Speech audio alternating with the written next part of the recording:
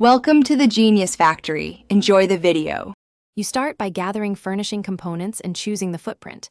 Make sure to have at least one furnace, 2 hoppers, input/output chests, redstone comparator, repeater, and dust. First, place the furnace where smelting will occur and attach a hopper on top for inputs and one behind or below for fuel feeding. Once done, connect an input chest to the top hopper and a fuel chest to the side hopper. This prepares constant supply and prevents jams during operation. You now build the control loop that automates smelting cycles.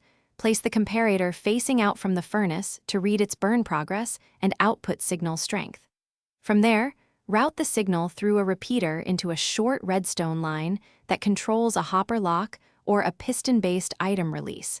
This ensures the furnace only accepts inputs when it can process them. Once the clock and lock are calibrated, adjust repeater delay so items transfer reliably without overloading. You finish by running complete tests. Load a stack of fuel and a stack of raw inputs and watch cycles for several minutes. Pay attention to when the comparator signal rises and whether outputs move to the output chest. If items accumulate, make sure hoppers face correctly and lengthen the repeater delay, or add parallel furnaces to increase throughput.